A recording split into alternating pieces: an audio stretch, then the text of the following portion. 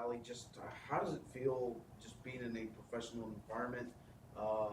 And who's kind of been that one veteran player who's kind of like taking you under the wing, despite you playing a forward position? Well, thank you for the question, though. So playing in a professional environment, I've been in the G a couple times. The past 2022, 2023 season. I'm just excited to be back here, back with the team. We have a great staff, great players. Some of the guys here, they're great teammates.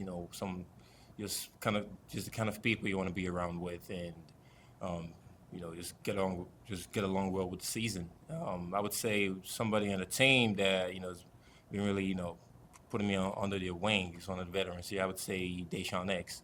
He's been here for a while. Used to be with the NBA G League Ignite team, which was the previous team I used to be with. You're seeing how he's growing and how he's leading the team. I think that's something that we'll need going forward this season.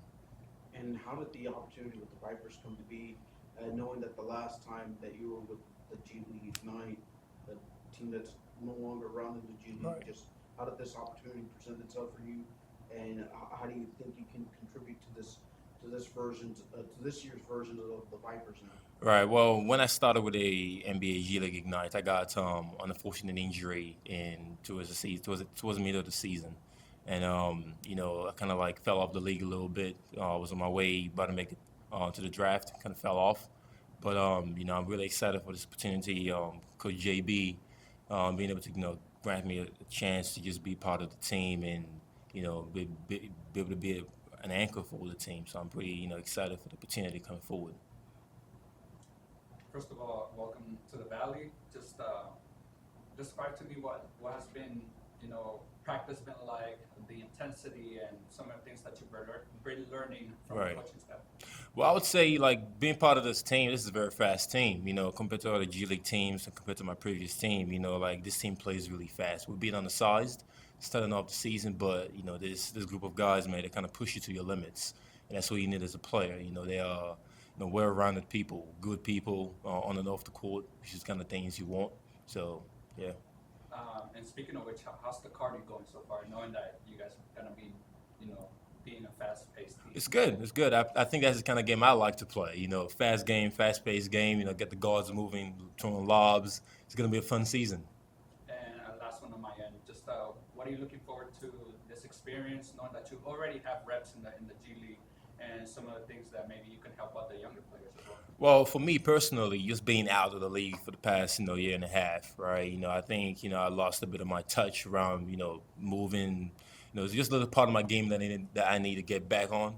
But just being part of this team and having the coaching staff, kind of lead me through my path, being back to where I used to be before my unfortunate situation. I think this is a great opportunity, and I think some of the rookies that have been on the team, guys like Stevie, some of the other guys. I think them just watching and learning from experienced guards like Deshaun X.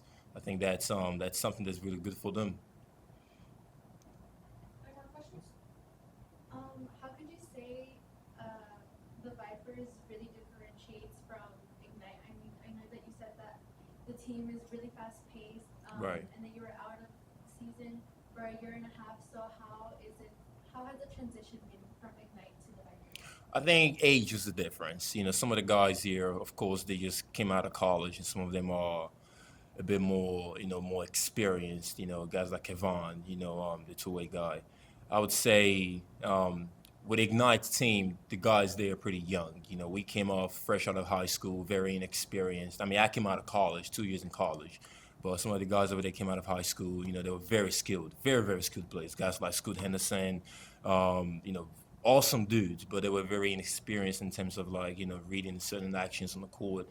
And I think that's where this team differs from them. We got a little more experience with this team. It's kind of interesting to see how this is going to play out during the season. And just for fact-checking purposes, could you pronounce your last name, please? Okay, absolutely, absolutely, man.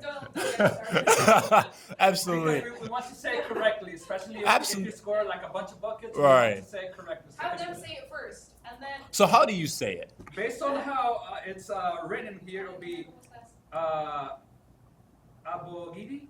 Abogidi. Abogidi. Yes, you gotta put on 4 syllables. Abogidi. Abogidi. Yeah, I I think the problem you guys try to go like 2 or 3 syllables. You got to make like really expand it a little bit. So Sounds good. So, and your also your first name as well?